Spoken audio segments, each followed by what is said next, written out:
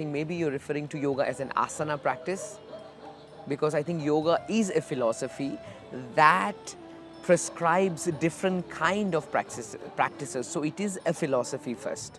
So yoga cannot be it cannot be separated from philosophy. So it is a philosophy, but it seems like it's not, right? Because the way that there's a mushrooming of studios, and it seems to be something like a physical practice, like cycling or swimming, and then there's something called philosophy of cycling, philosophy of swimming. It seems like that, but I don't think so. It's definitely not that.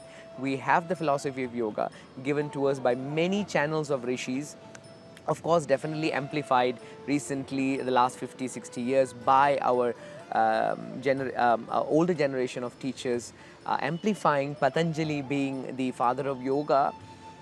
Definitely agree to that, and also at the same time disagree to that, because Krishna also speaks about yoga in many places in the Bhagavad Gita. And in fact, the entire Bhagavad Gita is about different forms of yoga. And in different Upanishads itself, the conversations in between the rishis itself speaks about yoga.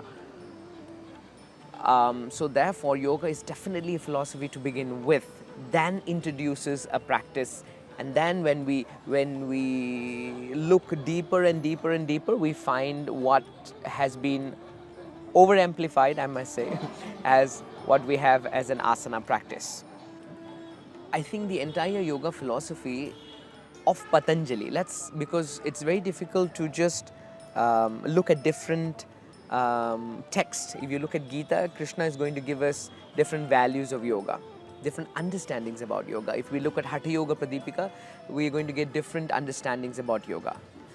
And Yoga Sutra Patanjali, we're going to get different value. But nevertheless, not to differentiate, but trying to find the similarity. I think the similarity in all of them is everyone is suffering and everybody is looking for happiness at the end of the day. Every one of us is right now in this interview, even you wanting these answers from this interview, is to remove some form of sorrow. Maybe you want to interview someone so that you can get this much of information that is going to go to people. So that is some kind of happiness. So in that way, I think whatever philosophy we may have, the understanding is that everybody wants to be happy and want to remove sorrow from their life. So yoga has different ways of doing that.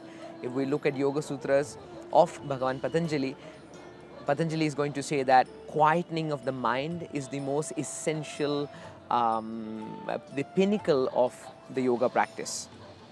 Once you're quiet in your mind, you're able to see who you truly are.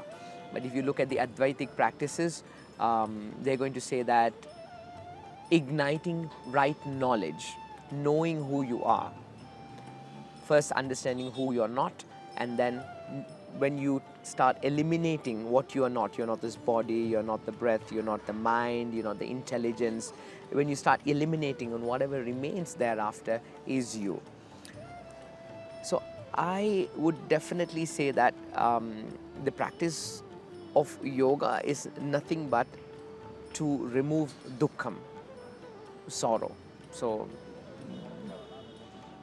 from different points, from different texts. So we can't really say that only from Patanjali is yoga. We can't only say from Bhagavad Gita or only from. We have to, if you look at a higher, from the top, a bigger perspective, everybody wants happiness in their life, and this is a method of how to remove this incomplete feeling in our lives.